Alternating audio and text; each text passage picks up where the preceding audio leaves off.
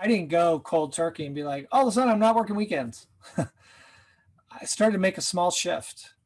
And I think if I remember correctly, it was, I'm not going to work Saturday mornings, or it was something small, something so insignificant. Now when I say that, it had huge impact. So it was significant. Welcome, everybody. Today, I'm excited to have Carlos Hidalgo with us, and he's got a very interesting story. It has a lot to do with his own business, starting a business, leaving a company, what he's done in his personal life, setting boundaries. And we're going to be talking about designing your life and your business by establishing boundaries. I really like his story. I don't want to tell you too much about it. So I just wanted to first welcome you, Carlos. Thank you so much for coming. Hey, Wade, great to be here. Thanks for having me. Calling you from the RV. Yes, well, that's the other part. So Carlos is not in a small apartment. He's in his RV. So maybe if you just share a little bit about the RV and then share a little bit about your story, if you don't mind. Yeah, the RV came really as my wife and I embody our own life design is, in short, designing the life you love to live every day. And we had spent 10 years in Colorado, loved Colorado Springs, our youngest went off to college. And about 18 months before that, maybe even 2 years before that, we just started talking about like, what do we want to do now that we'll be empty nesters?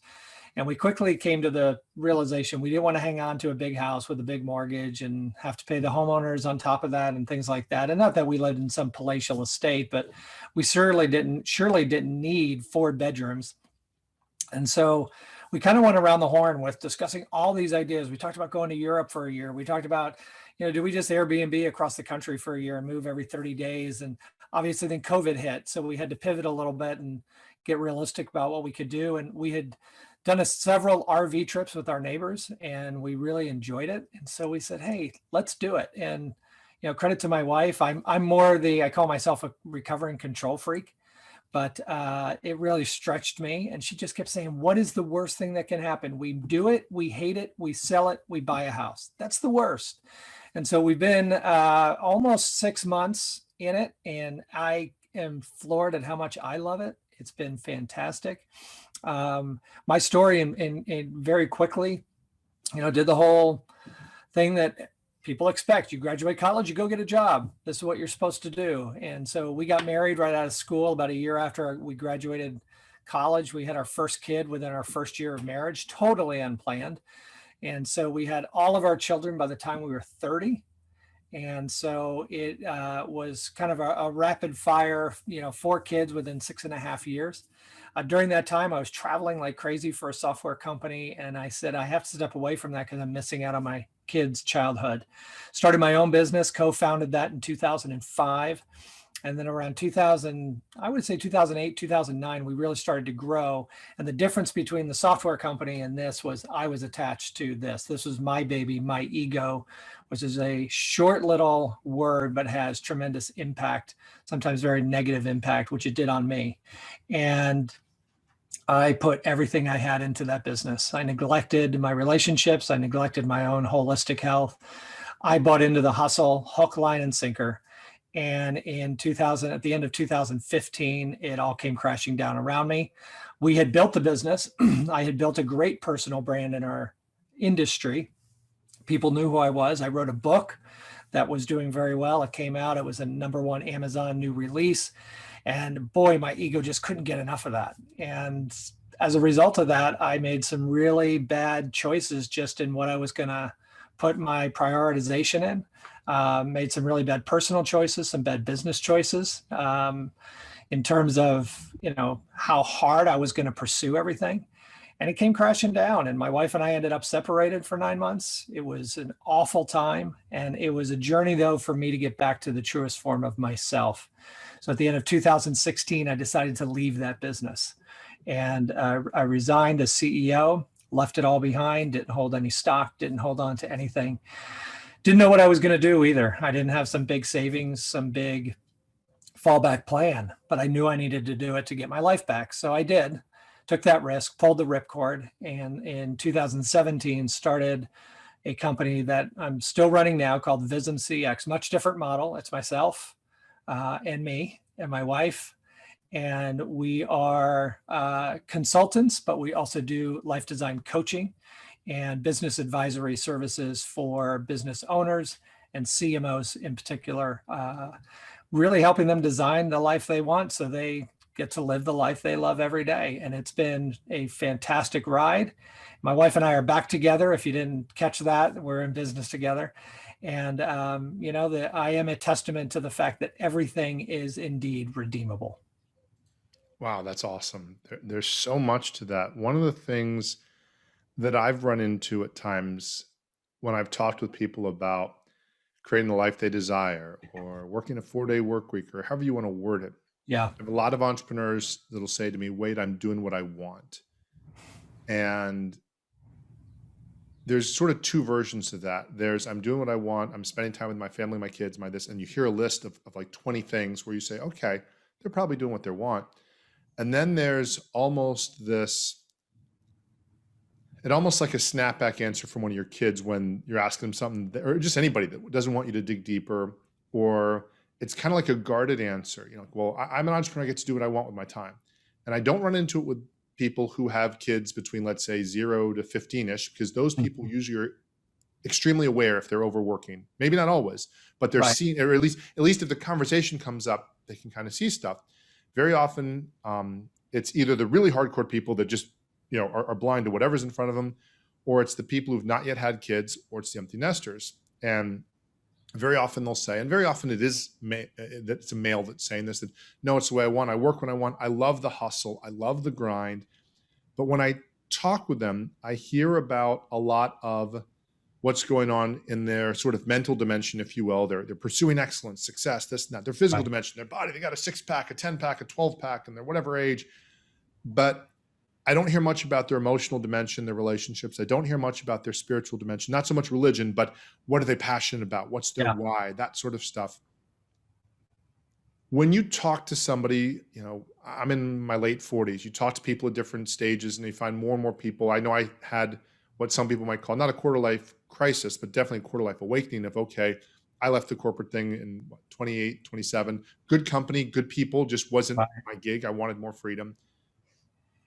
What do you say to somebody that says, no, everything's fine, but that person's listening right now and they're saying, wait, hold on. Is it fine? Is it like friggin' awesome? Or is it just kind of fine? What was it that was going on that if you were talking to you when you were going through what you went through, what might have you been able to say that would have gotten your attention for that person that's listening, that's saying, maybe it's not as fine, or maybe that person thinks, oh, it's as good as it can even be. I can't hope for it to be better. What would you say are the signs now that you'd say to that person, no, these are the things that you can look at that can tell you if, yeah, it really is awesome, or you're settling, or you're just kind of fooling yourself? Yeah. I think it's the latter. If you had asked me, 6, 7 years ago, how you doing? I'd be like, man, things couldn't be better. I would have told you about all the professional accomplishments that I was enjoying, that I had achieved, about the book, about the business, the brand name clients. And, I put so much stock in stupid things. Like I was a premier 1K on United. Like that was some great ego boosting. It tells you how shallow that is. And what I would encourage anybody who's there is to just, if you had asked me that, I would have said it was fine. The reality was there was times I'd wake up at 2, 3 a.m.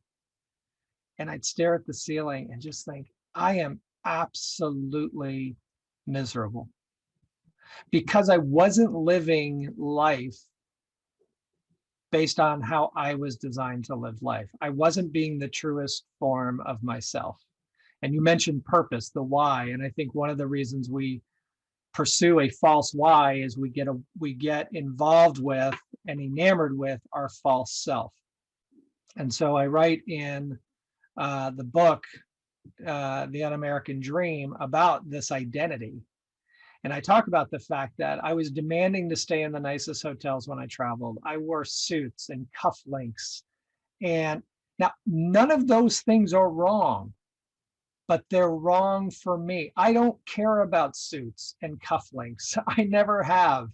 And since I've left, I don't think I might have worn one one time to some official event, but I can't tell you the last time I wore a tie, because it wasn't me. But I got sucked into this idea of this persona, and this is who you were supposed to be as this agency owner and this badass guy who's in this, agency marketing world and leading these companies. And so I would say, if you're staring at the ceiling at 2, 3 a.m., if you're staring at the wall at 4 in the afternoon and really thinking, man, I'm not happy. I'm not fulfilled. It probably has less to do with your work and more to do with the fact that you're not staying true to who God created you to be. Number one. Number two, I would just challenge you to redefine success. I was on the call yesterday with a client and we talked about success. And he kept talking about his, well, I have enough pipeline and I have in the bank and and I just said, stop. If that's how you define success, then I want you to be honest and tell me success is all based monetarily. But what we had talked about in previous sessions had nothing to do with the business. So there was this rub. And then thirdly, I would say, go ask the people that are the most impacted. Go ask your family. Go ask your family if they are getting everything from you that they need. If you're married, go ask your husband or your wife. If you're in a serious relationship, go ask your partner. If you have kids that are speaking age, go ask them. And I shared a story last week on LinkedIn about this, where 2016, Wade, was the first time I didn't bring my laptop on vacation. That's really embarrassing for me. And my then 16-year-old daughter came, 16, 17, I can't remember, but thanked me for not bringing it. So being quite defensive, I said, well, thanks, but I always worked before you and your brothers got out of bed. And her response was so telling. She said, I know, but then you spent the rest of the day thinking about what you worked on. And I'll tell you, if you've never been punched in the face by a 16-year-old girl verbally, that was my moment. And it mattered. And it showed that, hey, she wasn't thanking me for not bringing my laptop. She was thanking me for the first time going on vacation and being present. That's awesome. And it's so huge because the signs are in front of you if you notice them. I've had moments like that. I think any entrepreneur, if they're aware, or business person, doesn't have to be an entrepreneur, any person, when you're not present, they know when you're not present, when you're kind of talking to them and you're like, okay, yeah. I mean, it's so obvious. We know when somebody else does it to us. And yet for some reason we think that they don't see. It's like the kid that goes like this and thinks that they're hiding from you. It's like, I can see you. Just because you do this doesn't mean I can't see you. And what I would pull from what you just said is, and you said it a slightly different way, is that this person, defining success and how you're defining success was very either one or two dimensional of, success, money. And I usually generically say that's, more physical, mental dimension, or however you want to word that. And then that word keep coming up, that one letter word, I this, I that.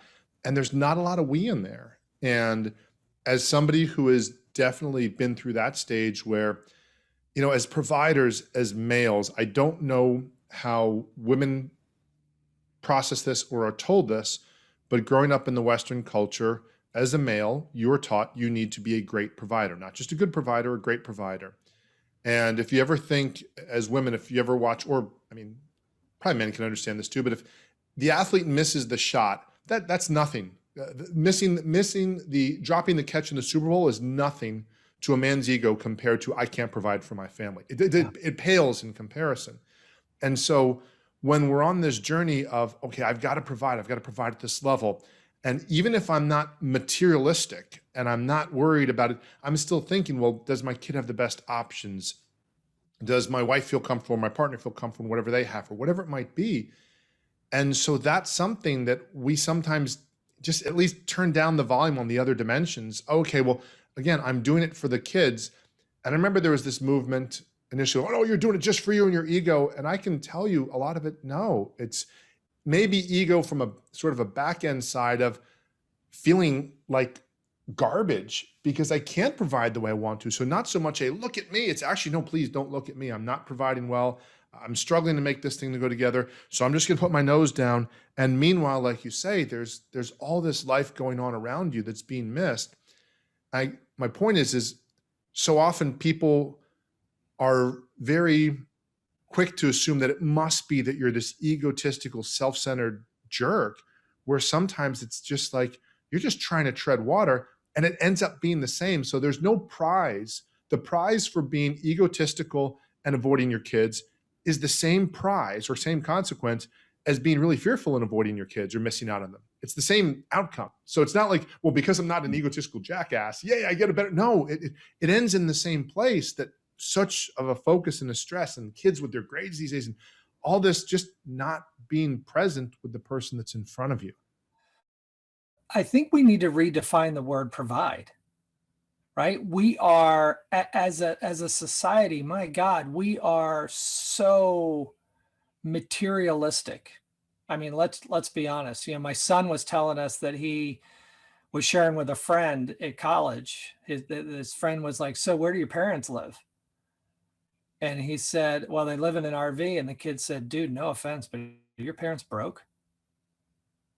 And we laughed about it, but it says a lot. And my son, God bless him, he was like, "No, they're kind of retired." I'm like, "No, we're not retired. I wish I was, but we're not yet. We're not there."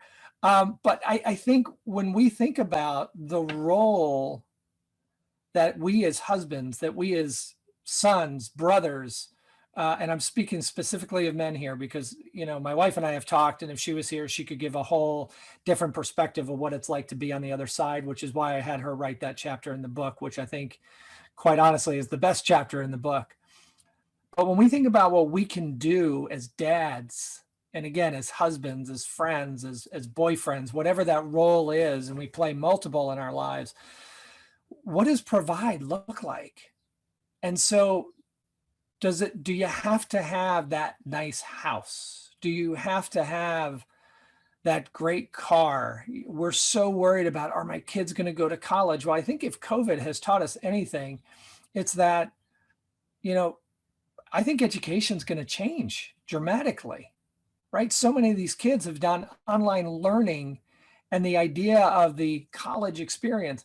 The reality is nobody asks me anymore past my first job, where did I go to school? They want to know, what experience have I had? And so when we think about stuff and providing, there's this opportunity where we can delude ourselves. And I would have told you the same thing. I'm doing this all for my family, and I'm making this great sacrifice by missing out on all of these things, including family dinner, which for me, with our 4 kids, was some of the greatest moments of our family history, because just magic unfolds at the dinner table with little kids. The reality is, if I have not had that discussion of all the things that I'm going to give up in order to deliver on the material side with my significant other and with my kids who are of age, and haven't gotten full buy-in, I'm not sacrificing. I'm just selfish. They're sacrificing.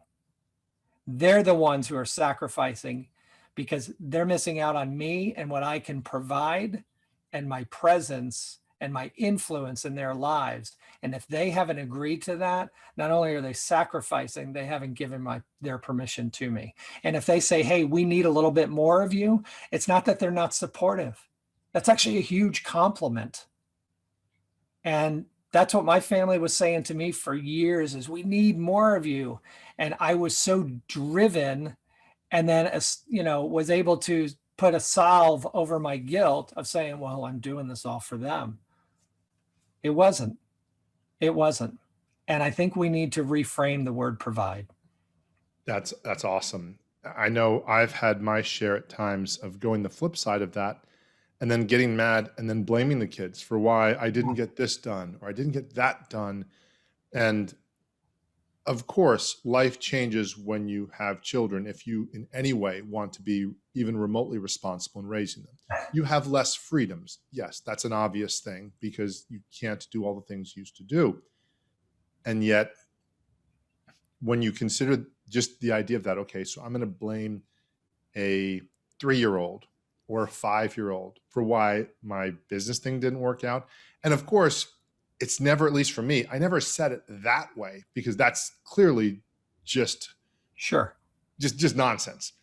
But well, because of this, because of this, because of this, and as entrepreneurs, if you've been on the planet any of Earth anywhere in the last 20 years, any or 30 years, any of the speakers, coaches, authors, leaders, whoever will tell you, well, victim mentality is going to get you nowhere. So you can't outright say, well, my kids are victimizing me, because people just say nonsense. So you got to find this really sort of clever way that you design this whole thing. And at the end of the day, one of the things that keeps me grounded in it, something that it annoys my kids sometimes, it annoys my family members sometimes, and the number might not be the same right now, but I'll say, look, 22,000 people today are going to die of hunger and preventable diseases. And another way to word that is 6 out of 7 people on the planet live on less than $32 a day. And another way to word that is over 600 million people don't have access to clean water. Whatever way you want to look at that, it's not meant to make anybody feel guilty. It's not meant to make anybody feel like, oh, you've got to fix that. I've been down that road before. I will do my part. I can't fix it by myself. If I could, I would.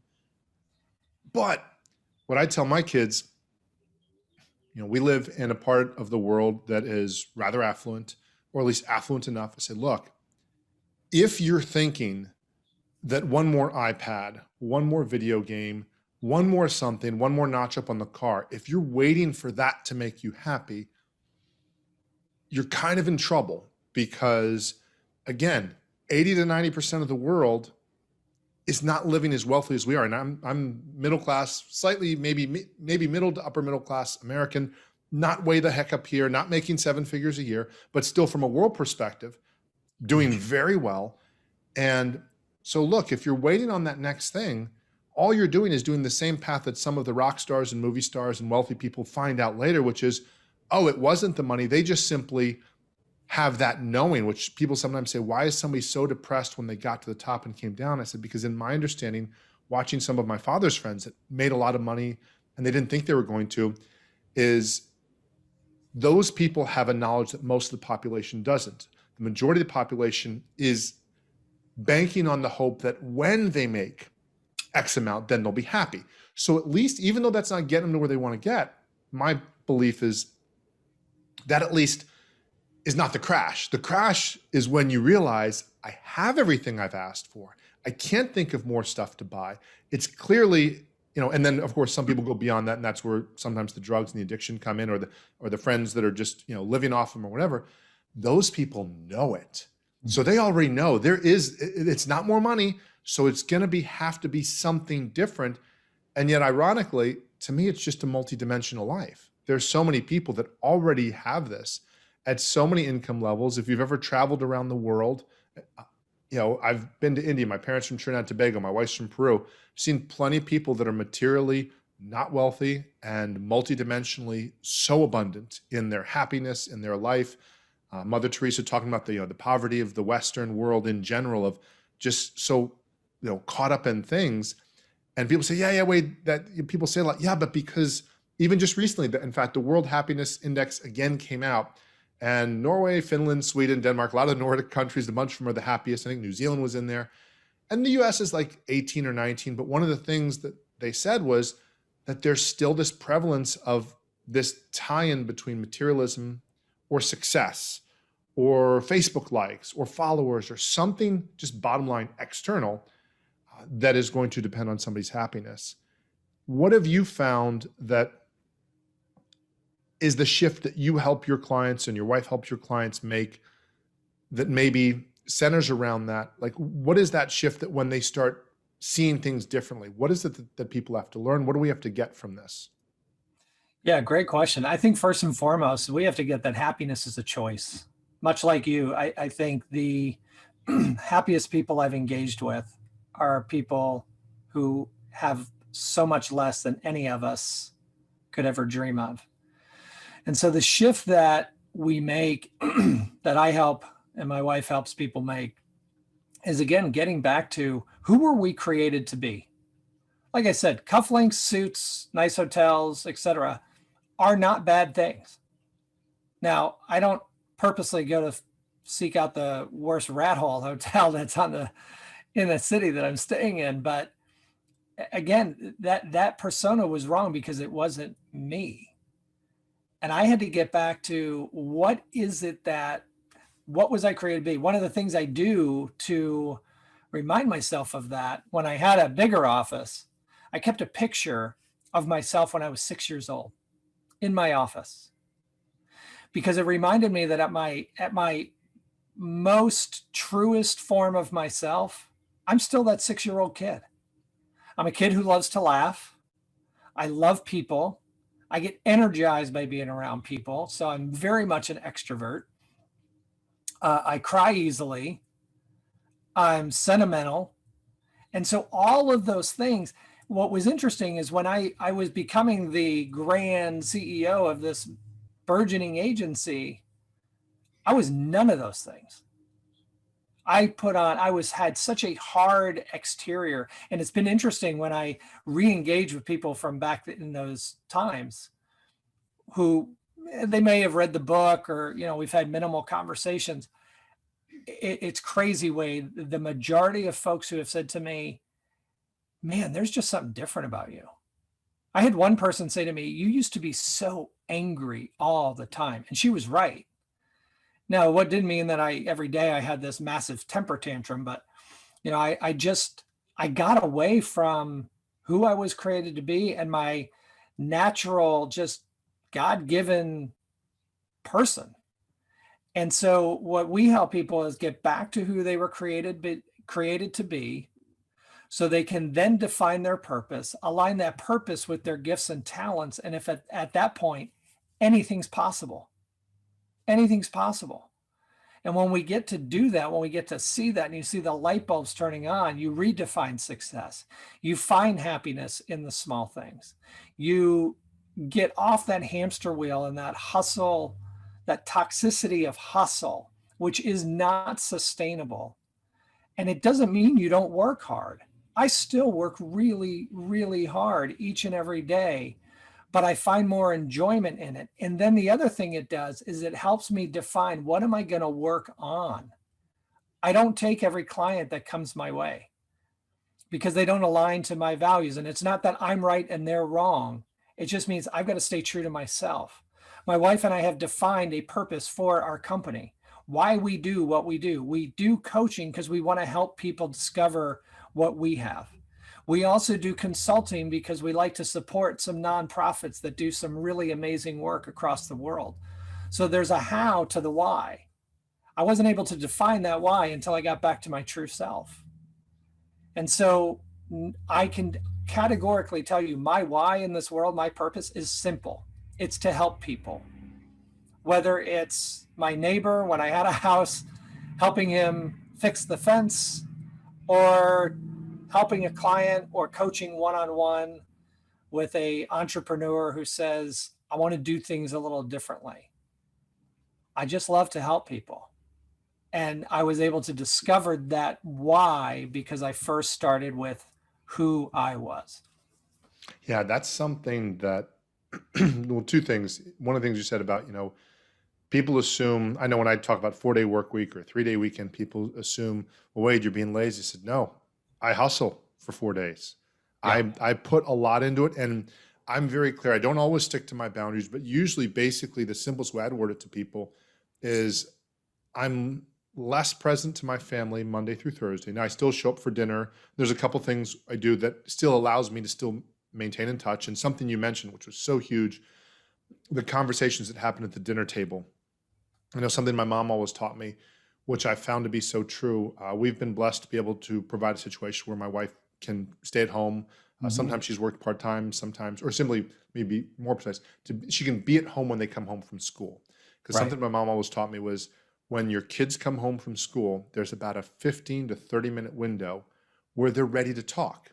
And they'll tell you what happened. And it's not that they get mad at you later. They're just, it's past already. It's like literally they just, oh, well, how was school? Oh, it was good. What do you do? Oh, not nothing. Same as every day.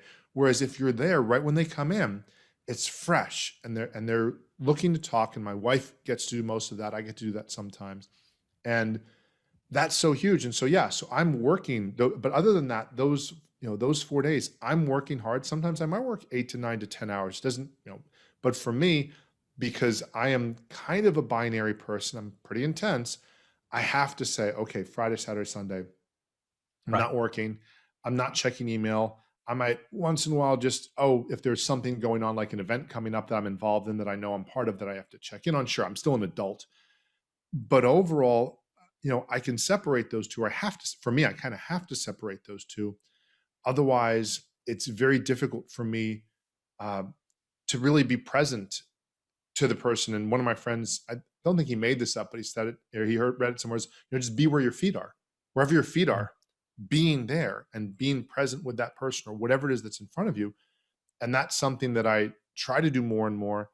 And I find that people that are happiest, they are usually able to do that and do that in a way that it's liberating, in the sense that you don't go, you don't spend the weekend thinking, I wish I'd have done better. No, I gave everything. It's like an athlete. When I tell the kids I coach them in soccer, like, or basketball, well, soccer too. So look, at the end of the game, specifically basketball, because basketball is a game where you sub in people and you're supposed to be subbed. Whereas soccer, you might pace yourself. But basketball, you're supposed to be subbed in a game. You're supposed to run your tail off and get exhausted and raise your hand to the coach. And so I said, look, at the end of this game, you still have energy in you, and we lost, you're going to be pretty ticked. Mhm. Now, on the other hand, if your tank is empty, you might still wish we won, but you're going to know you did everything you knew how to do, and we can still get better and we can improve, but you'll know you did what was in your power, and you won't have that sense of, man, if I'd only tried harder, if I'd only done something different. And from that perspective, I can feel like when the weekend comes, I did what I could. And for 3 days, I'm not going to think about work. I'm not going to check it. And sometimes, all notifications off and whatnot. But because I also know my limitations, the thing you've said about, I learned this from Dan Sullivan, the strategic coach, gosh, over 20 years ago. Once you start thinking work in the beginning of a morning, it just takes up the rest of your day, and it's still kind of creeping in. So even if you have to, like, on some days, on Fridays, in a busier time of the year, I have a software company. And so most of those clients do occasionally have something on a Friday. My other clients know I don't work on a Friday. I'll have gone to the beach. I'll have played my volleyball. I'll be exhausted anyway. I'm done. I have no energy left. And at about 3 p.m., I'll do one check-in. And if I need to, I might send 2 emails, because as a solopreneur now, I've been a solopreneur, I've been a business owner, had multiple employees.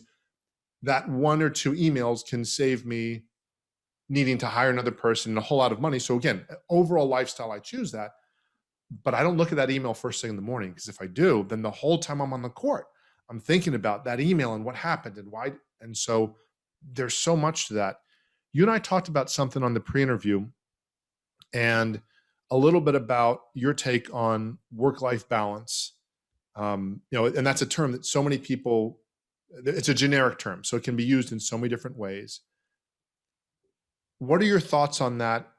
And when it comes to that, how does that factor into whether a person can actually design their life, or whether or not their life is kind of, being run by their business, or what they're allowing to have happen?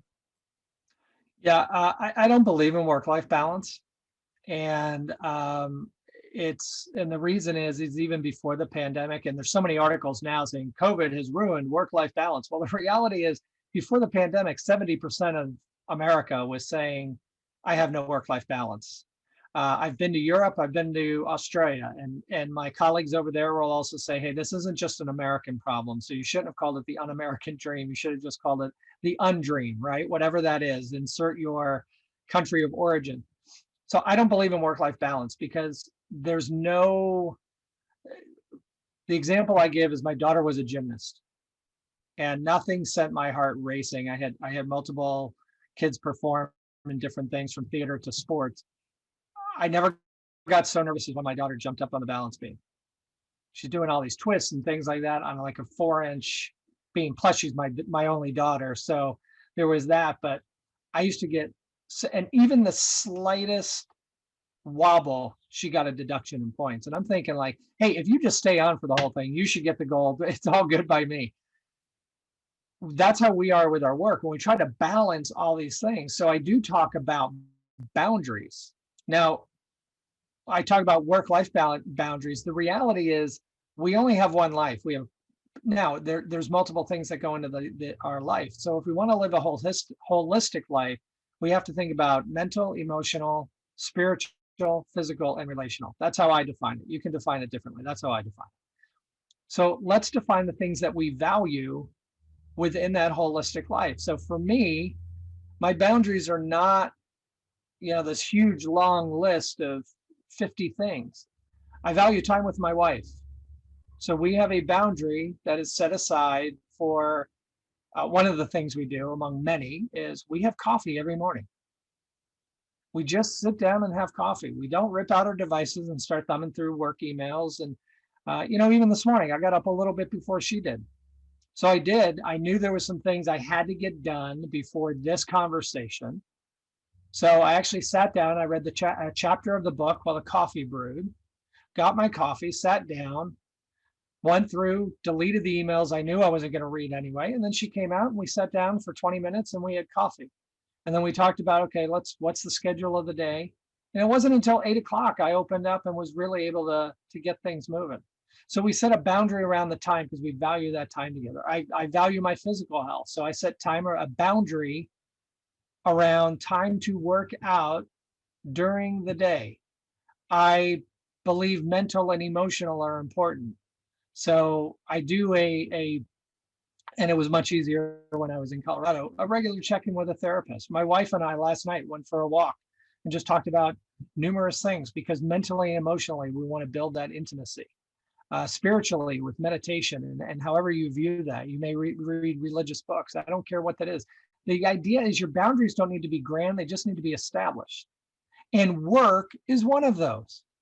You should value the work that you do. So set a boundary around that work. And then we don't have time to get into it, but do some investigation into ultradian rhythms and seeing how we're wired, where we can only go all out for 90 to 120 minutes before we need a mental break. You'll get more done in less time. But what I did is I started to define what are the things I value. And then my wife and I actually sat down and talked about those things. Like, what do we value as a couple together? And then what boundaries are we going to establish? So much like you, I don't do it year round. During the summers, I don't work on Fridays. All of my clients know that. During the weekends, I don't do any work.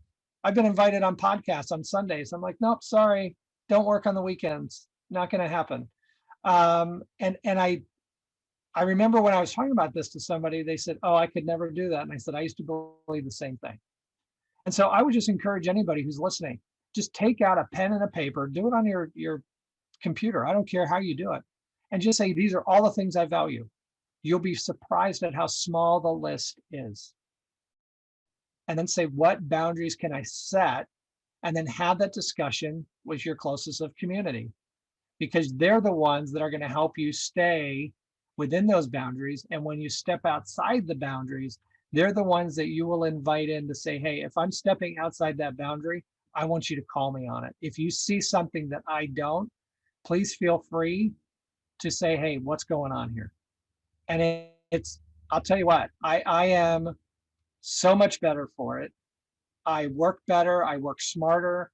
My happiness is, and again, I think that's a choice, but I'm able to let things go. I don't really think about work on the weekends, and I'm much more present in my relationships and my business professionally. I've had the best 4 years I've ever had in my life. Yeah, that's the thing that I think a lot of people don't seem to get. And I mention this a lot. If somebody's a long-time listener to the podcast, they're going to say, okay, wait, I've heard you say this before. For some reason with athletes, we get that people need rest. So if the big game's coming up, we know you don't do 2-a-day practices or 3-a-day practices right before the Super Bowl. But for some reason with work and our mental dimension, we seem to think that we don't need any sort of rest whatsoever. We're just going to keep going. And I think of the worst decisions I've made that have cost me tens of thousands. Sometimes one decision cost me over 6 figures. And it was during a time when I was working too many hours. I was fatigued. And so the simplest way I would describe it to somebody is the data that was presented to me, not presented to me by somebody, but just what was in front of me, felt a lot more dramatic, a lot more likely to turn south and go bad than I would have where I balanced. I said, oh yeah, that's something that could happen, but let's make make a plan for that, as opposed to thinking, oh my gosh, this is coming, it's going to be horrible, I got to do this, I got to do that. Investment decisions made out of fear. And a lot of times people say, well, I made an investment decision out of greed. Well, I did a thing where I took 10% of my 401k money and started trading some penny stocks based on one of these softwares that tells 3 greens, go buy. So I started making 30% in 2 days and 40% in 2 days. So great, I'm so friggin' smart, I'm going to go more. And then the short version is I got greedy despite all my training and lost 90% of it in a short period of time, because eventually in that sort of a game you lose. And I first thought it was greed, and it wasn't greed. What it was is I was afraid I couldn't get to a financial goal that I wanted to hit as quickly as I could. And that was the only way I thought I could. And a bad real estate decision I made was the same thing. It was like, I'm not going to be able to do this. Like, I can't do this. So I need something outside of me, this stock, this real estate investment to save me. And that's very different, by the way, to be really clear, from wise investing long-term in stocks, mutual funds, real estate, whole different story. I'm talking about the quick trade, the flip, pretending that me out of 7.5 or whatever billion people on the planet is going to figure out the thing that nobody else figures out when I dabble with it. Like, come on, man, that's not going to happen. Tell me something. You mentioned some of the different things about the boundary, sort of that boundary-led approach. Why don't more people do it? Because it's, you said you list the things that are important to you. And in my life, when I look back at the list I've made 5 years, 10 years, 20 years, the list hardly changes. In my experience, I look back like these were my core priorities. These were them. Why don't people take a boundary-led approach? Change is hard. Change is scary. For me, now I want to be clear. I didn't go cold turkey and be like, all of a sudden I'm not working weekends. I started to make a small shift. And I think if I remember correctly, it was, I'm not going to work Saturday mornings, or it was something small, something so insignificant. Now when I say that, it had huge impact. So it was significant, but change is hard. We get used to things, even when they're dysfunctional, and to make that shift. I mean, again, I go back to the lady. I remember because I talked about it when I gave the TEDx, and she was like, yeah, that's all fine and good, but I could never not work weekends. And I said, yeah, I used to think the same thing, and it's okay. I get it. I get that mindset, that scarcity mindset. So I think that's number one. Number two, and some people may be like, oh, I don't care about that. And I would have told you the same thing. You're worried about what people are going to say. And I've had people say, you are giving people a license to be lazy. And I'm like, no, I'm not, because I include work in my boundary. I work. There's most weeks. I would actually say this year's most weeks have been 4 days, but I really work and I work hard. But I can tell you, when I shut that thing down, it's like, out, done, because I've set that boundary. And I've gotten to a place, what's interesting to me is listening to what people say. Is, oh man, I wish I could do that. I wish I could move into an RV. I wish I could take 4 days off. I'm sorry, take work 4 days only. I wish I could do this. And my response to them always is the same. Why can't you? And you can't, because of that limiting belief, that fear that if I do this, if I start to work in 2-hour sprints and then take 20-minute breaks to let my brain refresh, I won't get as much done. And you've already created a story, you've created a self-fulfilling prophecy in your head that instead of saying, well, what would it look like if I just took one small shift forward, like writing down all the things that I value? That's all you have to do. But instead, you're listening to that voice, that saboteur in your head that says, you can't do this. If you do this, your business will tank.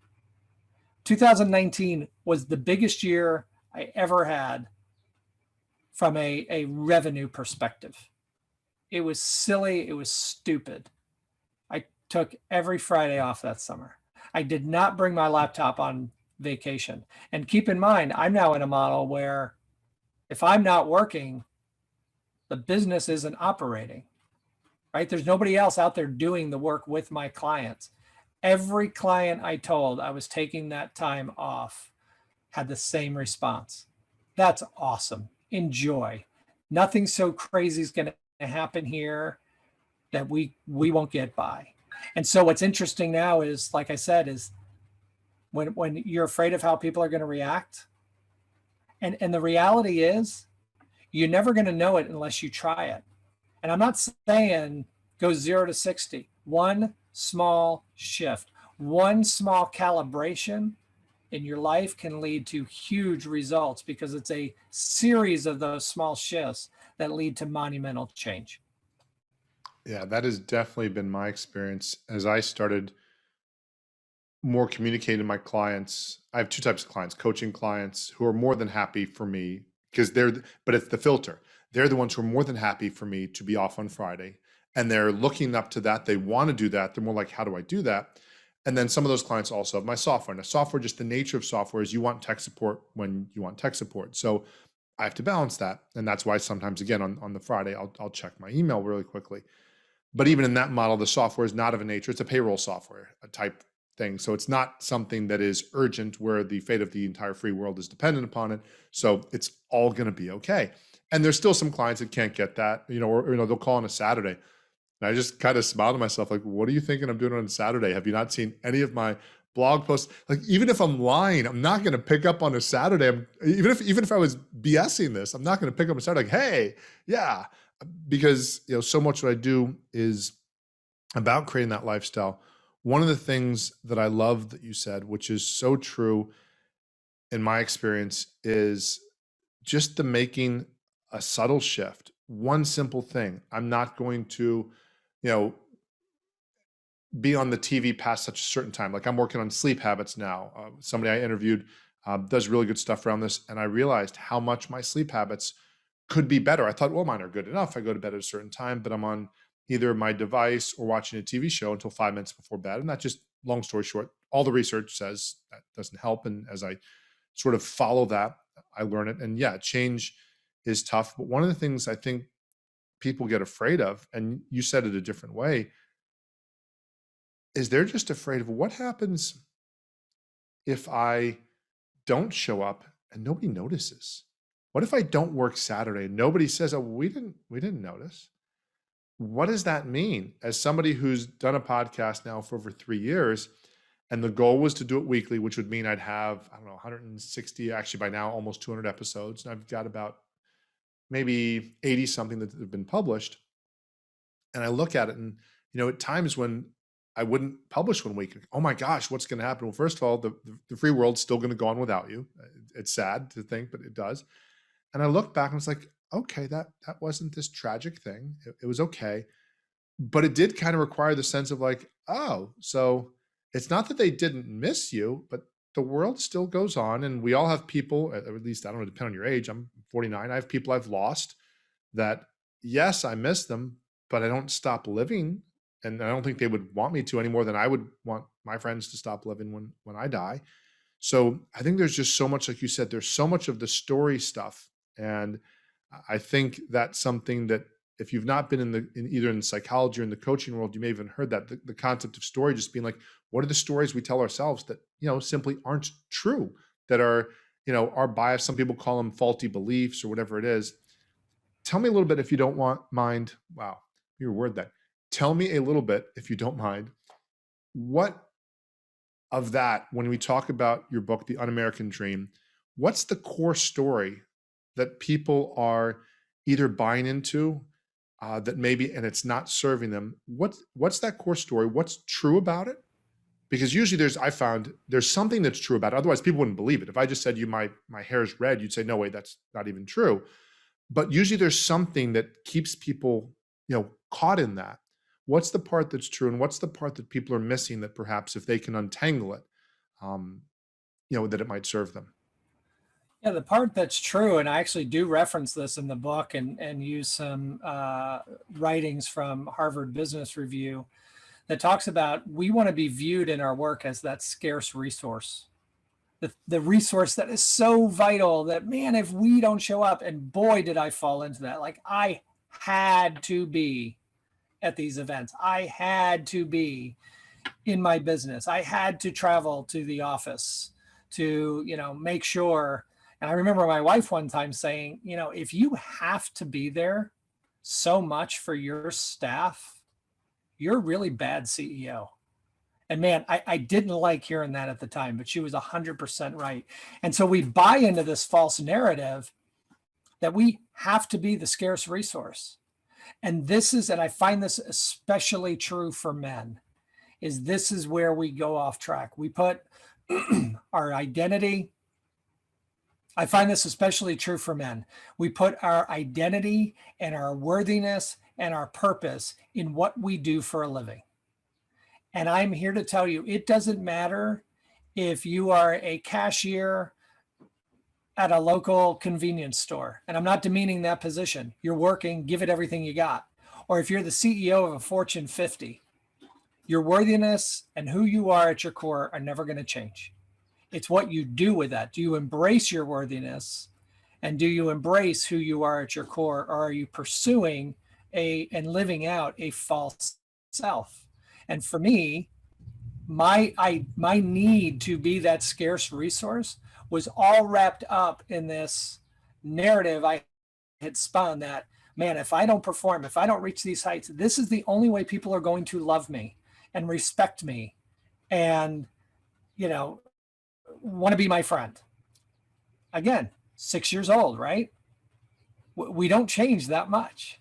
We just put a finer layer on it. And I'm like you, Wade, I'm 49. I'll be 50 in a few months. I've had people that I've lost.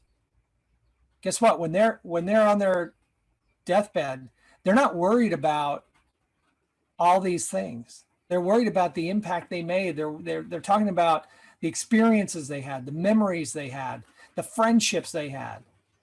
So when we think about this stuff, let's stop thinking about, are we going to be the scarce resource in our business, to our clients, to the trade show, to whatever it is, and say, first of all, are we going to tend to our own selves and take care of ourselves in those 5 areas that I referenced, so that I can then first and foremost provide for those that I love the most, my family. And then what can I bring? What boundary can I set to deliver the best of me and my talents to my clients and to my work and to my customers?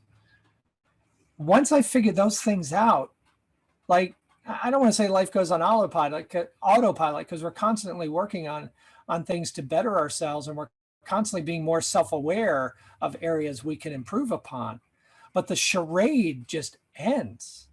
And I got to tell you, 6 years ago, I would have never shown up to your podcast with a hoodie and a baseball hat, because I would have been like, oh, people won't take me seriously. If they see this on video, they're going to be like, really, this guy, he's a coach. The idea is, this is who I am, and I'm really comfortable with it, and I feel good. And I got up this morning, and I've got a pretty busy schedule. And so I'm like, it's a little chilly in the air. You may be able to hear the rain in the background here. I'm going to put on a hoodie, and I'm not really going to worry too much about it, because I just don't really worry about those things anymore, because that's who I am. And if you do worry about those things, if that's important to you, that's great. Just make sure it's genuine and it's authentic, because when you're authentic, then you can be vulnerable, and that unlocks so much of what life is all about. Awesome. Yeah. And definitely you'll attract, as you and I both know, you'll attract the clients, the client that wants to be wearing the dress to the nines suit or whatever. There's nothing wrong with that, but they're not going to be attracted to your work, or probably my work, because they're going to say, okay, that person, and that's cool. That's perfect. That's Yep. actually a good sorting thing. That's what people would say to me, Wade, you sometimes drop F-bombs. I said, yeah. And sometimes they're kind of meant to be a filter, because the people that are holier than that, and those people scare the poop out of me. The ones who never say anything, like, ooh, there's some really, really crazy stuff hidden in there somewhere. I've learned that much. So yeah, I grew up in that stuff, and yeah, it's at least I know I got a lot of people praying for me. There you go. Exactly. Awesome. So thank you so much. We'll be sharing the links in the show notes, but for those people listening, what's the simplest way people can find out about your work and your work with your wife, and where can they find out about your book? Yeah, they can find the book on Amazon. It's just The Un-American Dream by Carlos Hidalgo, Hidalgo. We also have a website, Carlos and Susanne, and that's Susanne If they want, while they're there, they can sign up for a free 90-minute coaching session. It's our way of giving back. And yeah, if you want to follow me on Twitter, I'm at CA Hidalgo, or just find me on LinkedIn.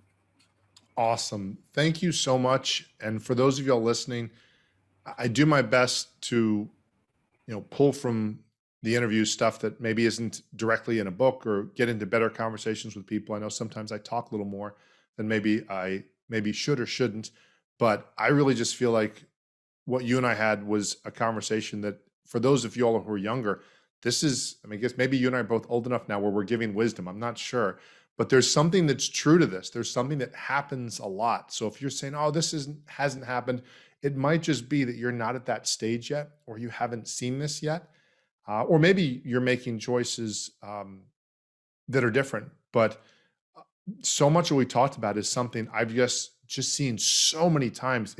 It's almost an archetype. It's almost a prototype. It's a pattern. It's something just happens so often. So I hope this serves you. And by the way, and if you're somebody who's a spouse, if you're a female listening, this, about what's going on in your husband's mind or your partner's mind or whatever it might be. A lot of this might sound weird. I know men always say we're not complex. We're actually still a little more complex. It's just good marketing to say that we're not complex. But I hope you find this helpful. And as always, I look forward to helping you create the life and the lifestyle you most desire. Thanks for listening.